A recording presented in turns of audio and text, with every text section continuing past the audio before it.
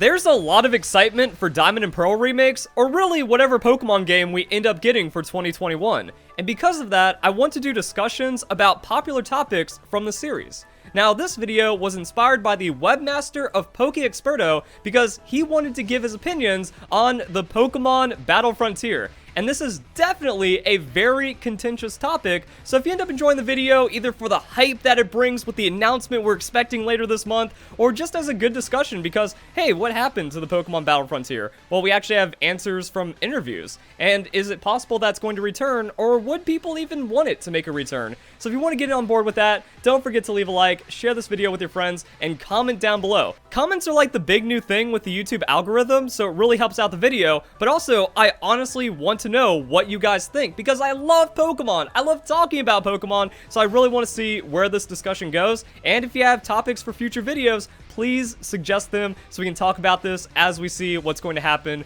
with the new Pokemon game announcement. But let's hop on over to see what the webmaster of PokeExperto has to say. Will we ever see a Battle Frontier again in Pokemon? I want to comment my opinion on this topic. The first Battle Frontier arrived in Emerald as an improvement over Ruby and Sapphire, and then it came back in Platinum, and then Heart Gold, Soul Silver as well. When Omega Ruby and Alpha Sapphire came out, Game Freak included a reference to the Battle Frontier project. This is consistent as it's a remake of Ruby and Sapphire, but not Emerald version. However, many fans interpreted it as a sign of Game Freak's lack of interest in it. And then, because of that, interviews about Omega Ruby and Alpha Sapphire started to ask the question, why did we not get a Battle Frontier? Like, you could have put it in Omega Ruby and Alpha Sapphire, right? So this prompted the media to ask Junichi Masuda about the absence of the Battle Frontier. His response was that today's gamers have many forms of entertainment and games at their disposal, so many were not going to take advantage of it.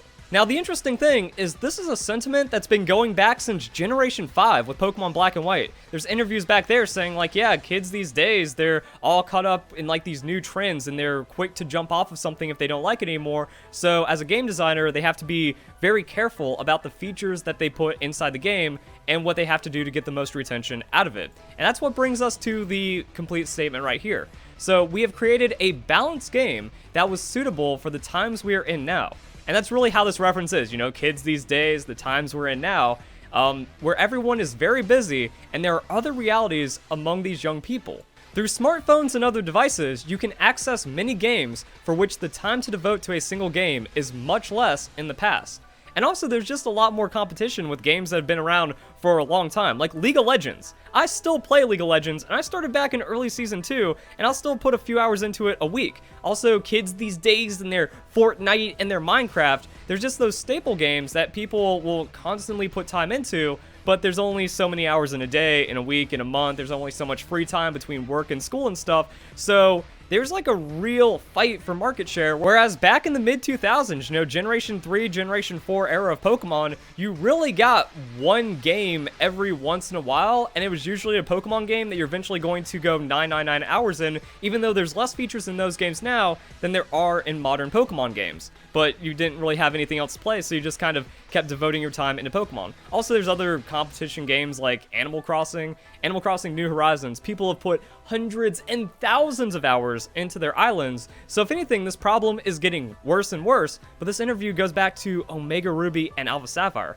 so that's some pretty crazy stuff. The player can decide whether to continue the game after the main story, where the difficulty increases and there are only trainers and much more difficult challenges to face. So really, Game Freak's main thing that they want to do is get a player through the story. So in simple terms, the Battle Frontier has not been included because only a very small part of players would have appreciated it and used the functionality of the game. Players get bored easily compared to those in the past and are not attracted by these demanding challenges. So that's like the full statement right there. It's kind of crazy how, you know, you read this like, no, there's no way that anyone would say that about something in Pokemon. But that's really the takeaway from it, that there's not enough time that players would devote to the game, so it's not worth putting the assets into something that only 1% of the player base would enjoy. So has the situation changed today? No. In fact, more and more entertainment is available, and that's what I'm talking about, you know, Animal Crossing, Fortnite, Minecraft. The market share split is just so insane, and also people are buying like new games a month, instead of waiting months between a new game, like back in when the Battle Frontier was last seen in Pokemon. However, the Battle Frontier may be an opportunity for these supposed remakes of Diamond and Pearl to have medium-term content in the style of max raids. Now, he's not saying that, oh, max raid battles to spice up the Battle Frontier, but you do max raid battles because that eats up dozens of hours of gameplay. Going through, getting all Gigantamax Pokemon, grinding for experience, grinding for IV Pokemon, just the challenge in general, the wild area, all of that. That added a lot of content into Pokemon Sword and Shield. Now, whether players acknowledge this or took advantage of it is a different story. That's really where the post-game comes together. You beat Pokemon Sword and Shield, you do a lot of wild area stuff, you get a competitive team, and then the in-game of Pokemon. The post-game has always been putting hundreds of hours into competitive because there's not really much else to do after you beat the game. You can beat the Dex, and that helps out with shiny hunting. That doesn't really take you anywhere else. Whereas competitive, that's the infinite replayability that you find in Pokemon. You want to get better than your friends. You want to be the best like no one ever was. It's the core element of Pokemon, and then a lot of people, they don't acknowledge that, and then they get super upset. And that's what brings me back to this, because I wouldn't consider the Battle Frontier a demanding challenge. I didn't use it back in Heart Gold Soul Silver. Heart Gold Soul Silver is my favorite Pokemon game, but over the years, I actually forgot that the Battle Frontier was in Heart Gold Soul Silver because I only ran to the Battle Tower. Everything else I didn't care about. I just needed to get the BP so I can get the competitive items so I can play competitive Pokemon. I didn't care about the challenges of the Battle Frontier. I didn't want to do all the other weird things because, like, some of the challenges, they're weird. They're clunky. I don't see them as something that I need to beat, even though there's like artificial difficulty there or something, and the battle points are less efficient. I'd rather make a well-trained team for grinding the battle tower than whatever these things were, the battle arcade, where weird stuff happens, and also some of these things have rental teams, I believe, and it just, like I said, it just kind of gets messy, so I completely ignored it. There was no point for me doing this, even though I am a post-game player. I put the time that Game Freak would want to see putting me into the game by just completely ignore the battle arcade. I actually completed every challenge for the Pokathlon, because I found the Pokathlon fun. I found it engaging, even though it didn't kind of do anything for my competitive endgame. I still saw it as a challenge that was worth competing because it was a really cool thing inside of Heart Gold Soul Silver. The Safari Zone. Customizing a Safari Zone, getting a special Pokemon that way. That was also super fun, but I didn't care about anything in the Battle Frontier. Now, I know that's going to upset a lot of people, because a lot of people love their Battle Frontier, going back to Emerald, going back to Platinum version, and they would love to see it make a return. But at the same time, you do have to acknowledge, like, most players aren't going to complete the Battle Frontier. Most players aren't even going to acknowledge the Battle Frontier, and they don't care about it, especially when it's children.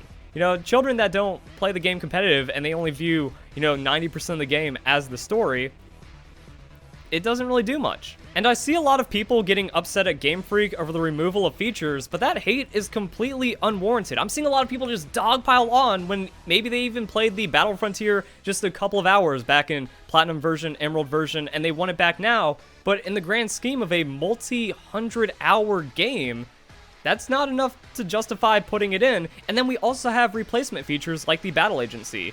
The Battle Agency is a battle facility just like the facilities in the Battle Frontier. Same thing with restricted sparring. If it earns BP or counts as like some kind of battle challenge to enhance the postgame, then it's no different from something that you'd find at the Battle Frontier. Now, it's not the entire Battle Frontier, but I played more in the Battle Agency than I did any of the non-Battle Tower facilities in the Battle Frontier. So this one battle facility had more value to me than the entirety of the Battle Frontier, and that's also true of most players of Pokemon Ultra Sun, Ultra Moon, and also modern Pokemon games. Like, restricted sparring is incredible BP, and it even outdoes the Battle Tower to a degree. So once you get Master Ball rank Battle Tower, you do restricted sparring, and boom, battle points galore. We don't need 4 other facilities that are just awkward challenges. Like, yeah, there's fun things. Yeah, there's a lot of people that, like, specialize, and they love their little things. There's probably someone that's maxed out. They got all the gold symbols. They love the Battle Pike more than anything, and they've played that 1,000 hours on its own. But once again, if you're 0.1% of the player base, it's not worth catering to you. But also another thing worth noting is that if we just keep bringing back all these features, it's not going to make the Pokemon games good. Like, we had the Battle Frontier in Ultra Sun, Ultra Moon, Omega Ruby, Alpha Sapphire, Pokemon Sword and Shield, it would get less and less play over time. So, if anything, not having it, removing features for a while does kind of bring it back to where if they brought it into Diamond and Pearl remakes, it would work. And if they upgraded it, if they modernized it, and they made it more desirable, then yeah, now it has a place inside of Pokemon. But just default going no Battle Frontier games are bad, Game Freak doesn't care, that's just completely wrong. And this right here is a great point from PokeExperto as well, because there's so many other Pokemon games that are regularly updated to where we don't need to put a big feature like the Battle Frontier in a game and then have it hold us over for a year. It's the content beyond the main game that's updated every couple of weeks. It's a great opportunity to keep alive the interest in the next Pokemon games. We have Pokemon Sword and Shield, which gets wild area news as well as regular battle competitions and stuff like that. Pokemon Go, Pokemon Masters, and that's what the fans appreciate. So yeah, like you don't need to have the Battle Frontier take up everyone's attention in the main series Pokemon game when they can just open up their smartphone. The problem that Junichi Masuda talks about specifically as to why people are getting distracted from the main series Pokemon games, well, they flip open their smartphone and they're like, boom, let's play some Pokemon Go. Let's engage in this new event. Oh, Pokemon Masters has a thing. I'm going to go and play that. Now time to play some Minecraft. So now main series Pokemon games don't need to be the core of a Pokemon fan's attention. However, this last comment kind of confuses me. So Junichi Masuda's argument no longer makes sense. But up here he said, there's more entertainment available. So the situation hasn't changed, so his argument is still kind of valid. However, what's more, a Battle Frontier with online updates can be a huge improvement over max raids. We'll see what happens. Remember that Diamond and Pearl did not have a Battle Frontier, so the hypothetical remake might not have it. Or maybe it's just a general Sinnoh remake, so it could include Platinum features. Like there was some Emerald stuff inside of Omega Ruby and Alpha Sapphire with other modernization and changes and quality of life. So they could spin that together, and if they need that feature, if they want to make something core to the Diamond and Pearl remakes, then I do think a Battle Frontier is possible. But again, I think that fans just kind of like honing in and harping about it isn't really productive to what we could have in the games. Like, what's better than the Battle Frontier? What other things could we see? I'm more excited about the underground and making my Pokemon's balls pretty than any potential Battle Frontier. Just give me the Battle Tower, give me some good BP point growth, let me get online. And then, like, also another thing is, the way they talk, like, the argument doesn't make sense, and then, like, the Battle Frontier with online updates and stuff, we have the Battle Stadium. The Battle Frontier existed as a post-game challenge for your Pokemon team to be a Pokemon Master. Well, now that we have an online ranked matchmaking system that rewards battle points, we can kind of consider that a battle facility in its own, and also even less reason to need anything like this. Yes, single player content is important, but in this online era, I think the only single player you need in a Pokemon game is the story. Then after that, it's all multiplayer. It's all focusing about online, post-game, in-game stuff like that, because we see this in max raid battles, Dynamax adventures, some of the other features as well, the ranked and competitive. So that's our era. You look at all the other games. Minecraft, more people probably play on server. Minecraft, most of the longevity Minecraft has is being able to join up a server with your friend and then show off your, like, build together or build against each other or go into another person's server and try to outdo them with all your crazy things. Fortnite's a multiplayer game, League of Legends, all Call of Duty, all the big ones.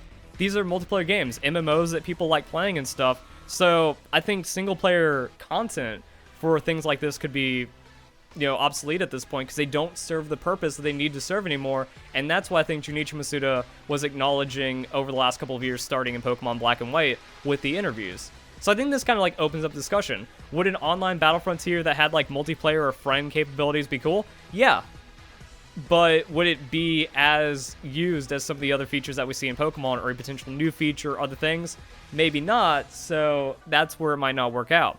Also, I think a lot of like things were left on the table with max raid battles. There need to be more events like the baby Pokemon event, where you got all the breeding items and then had a chance at a 6IV Ditto.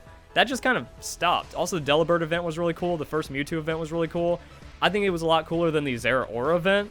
And then we just recently had the Cramorant one. So, I mean, if max raid battles were utilized a lot better and also had, like, increased shiny odds and things like that instead of Dynamax adventures, max raids overtake the Battle Frontier by a lot for me. Like, I already engaged with max raid battles way more than I engaged with Battle Frontier. And I think even the Battle Tower in Pokemon Sword and Shield, because I did a couple hundred battles in Battle Tower, but I did several hundred raids and just kept on going. So if they expand upon max raid battles in the Diamond and Pearl remakes and just keep Dynamax along, I really wouldn't have any problems with it as long as it's just done better. We just get that quality of life. We get a lot more interactive features going on with it, and then that's perfectly fine. So, a lot of stuff going on here. People are also just like, highly doubt to remake. That's a discussion in its own.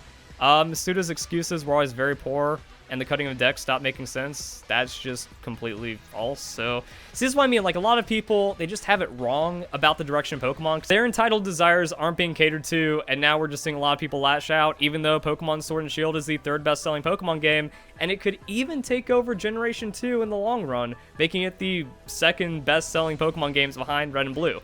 A bad game wouldn't keep on selling like this. That's actually what we saw with Pokemon Sun and Moon. Pokemon Sun and Moon was the fastest selling 3DS game, and then the sales just dropped off super hard, and then Generation 7 kind of died. Pokemon Sword and Shield just keeps on chugging along with the strength of that Nintendo Switch, so it is a staple game, and if it was as bad as everyone's saying, it wouldn't be getting the sales that it keeps on getting. So it's a weird thing about the vocal minority, the toxicity that we've seen just growing in the Pokemon community, and also just children. Children love to pick up and play Pokemon. 20 million units were sold. Maybe a couple million actually engage and interact online with any kind of Pokemon content. You see this on like YouTube videos and tweets and stuff. So 75-80% of the people that played Pokemon Sword and Shield, they don't engage online, and they're perfectly happy with it because Pokemon Sword and Shield are great games.